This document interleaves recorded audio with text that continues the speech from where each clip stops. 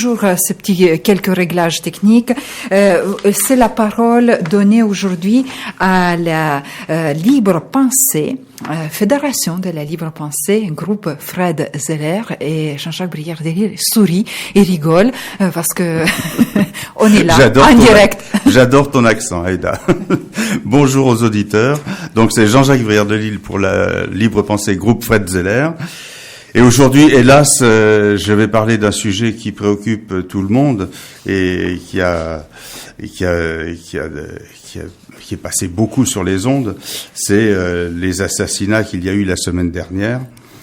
Tout d'abord, je voudrais, au nom de la Libre Pensée, groupe Fred Zeller, saluer la mémoire des victimes, d'une part, et adresser nos condoléances aux familles de ces victimes.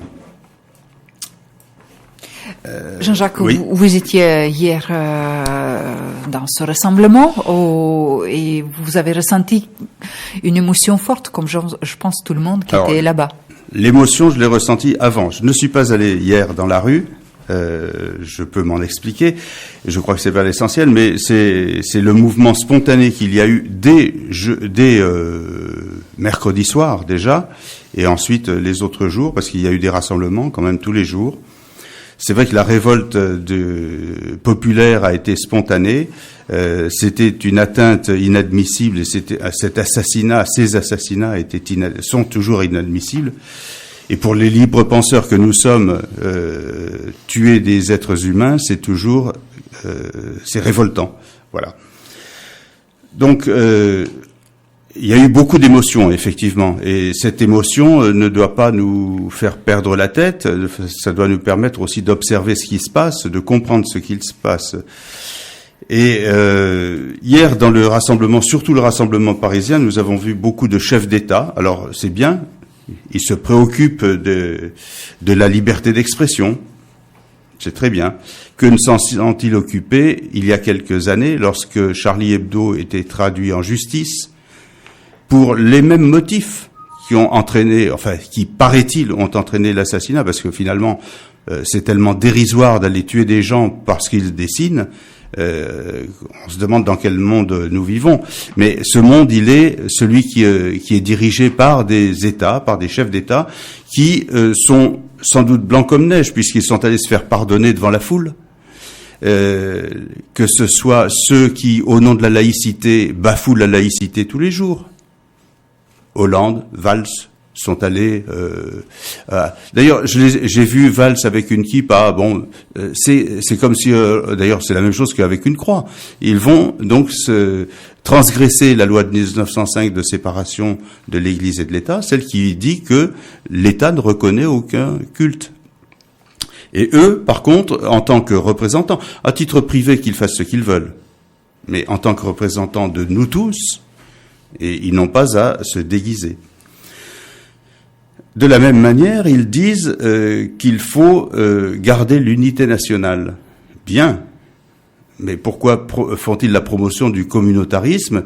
Et on entend tout le monde dire, en France, il y a des musulmans, il y a des catholiques et autres. Non, il y a des citoyens français.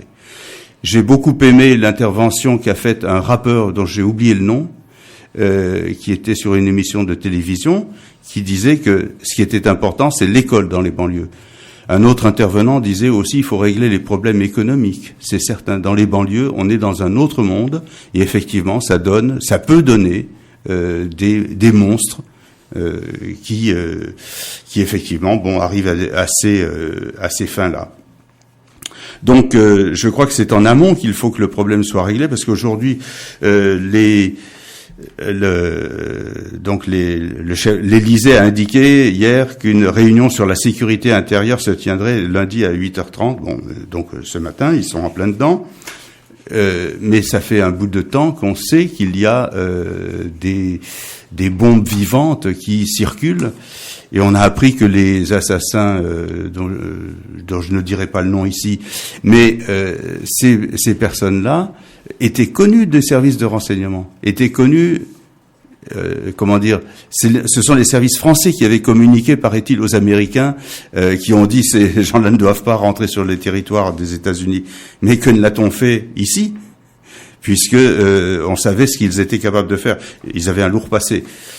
Donc, j'ai l'impression d'être un peu abusé par la candeur de nos dirigeants, de nos responsables de l'État. Et puis on a vu surtout des gens qui eux aussi ne sont pas très propres. Je pense à des gens comme Netanyahou qui assassinent les Palestiniens. J'apprends aujourd'hui que les Égyptiens d'ailleurs vont fermer, disons, les possibilités de sortie vers le sud, vers l'Égypte, pour empêcher les Palestiniens de sortir par là. On a aussi Poutine qui alors il n'est pas venu lui-même, ça aurait été un peu gros, mais Poutine qui a fait enfermer les poussiriotes. Le délit de blasphème a été réinstauré en Russie, de fait. Donc le combat que menaient les dessinateurs de Charlie Hebdo, c'était contre ces gens-là. Et ces gens-là, impudemment, viennent se balader devant du peuple français qui réclame qu'on les protège et qu'on protège la liberté d'expression. Cameron aussi. Cameron qui, le Premier ministre britannique, a déclaré vouloir limiter le droit de grève. Ça paraît incroyable. Il prétend défendre la liberté d'expression, mais il interdit le droit de grève.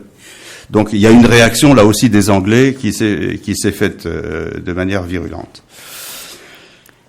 Oui, Jean-Jacques Briardelli, est-ce que je peux intervenir un petit peu? Bien sûr. C'est votre chronique, c'est votre point de vue. Moi, je suis un petit peu surprise parce qu'au moment qu'on essaye rester tous solidaires, unis et sans tous ces préjugés, attendre vos discours aujourd'hui à l'antenne de radio, c'est exactement ça qu'on voulait un petit peu éviter ce dernier jour, vraiment pour aller tous dans unité et quand même dans l'autre sens, n'est-ce pas? Je comprends bien, mais justement, et je vais y venir, c'est justement ça l'esprit de Charlie Hebdo, c'est de ne pas être conformiste, ne pas suivre la foule en bêlant comme des moutons, c'est garder son esprit indépendant. Donc, alors, je voulais juste rajouter une chose, parce que, donc, la libre pensée nationale et internationale, donc, l'association internationale de la libre pensée a envoyé un communiqué le 7 janvier, donc le jour de l'assassinat des dessinateurs de Charlie Hebdo, enfin, du groupe de la tête de Charlie Hebdo. Donc, l'association internationale de la libre pensée, qui comporte la fédération dont la fédération nationale de libre pensée est membre, se déclare horrifiée par l'attentat meurtrier commis au siège de Charlie Hebdo, journal satirique français. C'est un acte de barbarie qui ne peut que révulser tout démocrate partisan de la liberté de conscience et de la liberté d'expression. L'AILP, donc Association internationale, assure les journalistes et le personnel de Charlie Hebdo de toute sa solidarité, et l'association en question informe toutes les associations de libre pensée sur les différents continents. Bon, ça a été fait, donc effectivement, c'est cet aspect universel. Et la réponse avait un caractère universel, c'est vrai, puisqu'on a vu dans tous les pays des gens descendre dans les rues, dire que c'était inacceptable, porter le petit panneau "Je suis Charlie", ou des dessins aussi. Enfin, ça a été très varié. Comme toujours, l'expression populaire est très riche dans ces moments-là. Et ça me rappelle mai 68 où on voyait fleurir tout un tas de dessins et de mots satiriques. Et je crois que l'esprit populaire est toujours très productif. Mais en même temps, ce que je voulais évoquer, c'est que et je vais citer justement des dessinateurs de Charlie Hebdo qui réagissent un peu dans le même sens que moi, je trouve. Enfin, c'est le dessinateur Willem qui dit, alors là, ça va peut-être te choquer toi personnellement, ou d'autres, je ne sais pas, mais nous vomissons sur tous ces gens qui subitement disent être nos amis. Alors, ils visent pas tout le monde, bien sûr. S'emporte un dessinateur, Willem, après l'attentat contre l'hebdomadaire. Dans un entretien au quotidien Volkskrant, publié le samedi 10 janvier, le dessinateur néerlandais ironise « Nous avons beaucoup de nouveaux amis, comme le pape, la reine Elisabeth ou Poutine. Ça me fait bien rire. » Et il ajoute Marine Le Pen est ravie lorsque les islamistes se mettent à tirer un peu partout. Et les soutiens sont venus du monde entier, n'ont jamais vu Charlie Hebdo. Ça accuse Willem, de son vrai nom, Bernard Holtrop. Il y a quelques années, des milliers de gens sont descendus dans les rues au Pakistan pour manifester contre Charlie Hebdo. Ils ne savaient pas ce que c'était, assure-t-il. Et il conclut, maintenant c'est le contraire. Mais si les gens manifestent pour défendre la liberté d'expression, c'est naturellement une bonne chose. C'est ce que je pense moi aussi. Bien sûr que c'est nécessaire. Mais il faut rappeler des faits. Charlie Hebdo a été accusé il y a quelques années par les mêmes qui aujourd'hui prétendent être affligés. Donc, et Luz, un autre dessinateur, lui qui est rescapé, Luz s'interroge dans un long entretien aux Inrecuptibles, paru samedi, dans un an, que restera-t-il de ce grand élan plutôt progressiste sur la liberté d'expression?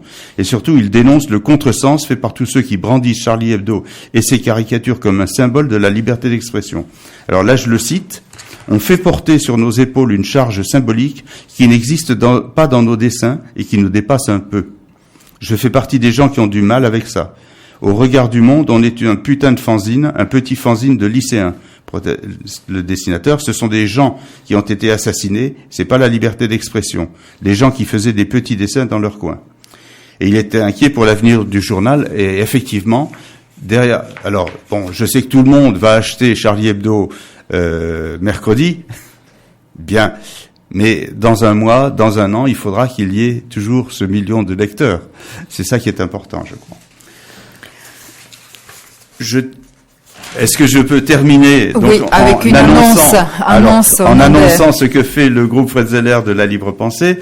Donc mercredi 21 janvier 2015 à la salle Montaigne du NTP de Périgueux, place Badinter, il y aura le matin notre assemblée générale et l'après-midi une conférence débat présentée par David Gozlan, notre secrétaire général national de la Fédération nationale de la libre pensée. Le thème en sera art et religion. L'art est-il religieux? Peut-on dire qu'il est dans la nature de l'art d'être religieux? Je pense que nous resterons dans le sujet qui nous préoccupait aujourd'hui. Oui, c'était Jean-Jacques Briard-de-Lille, au nom de Fédération de la Libre Pensée, groupe Fred Zeller, plus précisément au groupe Périgourdine. Je précise que c'est votre opinion de votre organisation et voilà, vous avez l'antenne ici sur les ondes de Radio Libre en Périgord, mais c'est votre opinion au nom de Libre Pensée. Libre Pensée de Périgord. Voilà. Merci. Je pense qu'on ne sera pas d'accord sur certains points de vue tous les deux. On va discuter tout à l'heure. Je suis pour le débat. On est pour ça. Bien, on vous présente la suite de nos programmes tout à l'heure dans quelques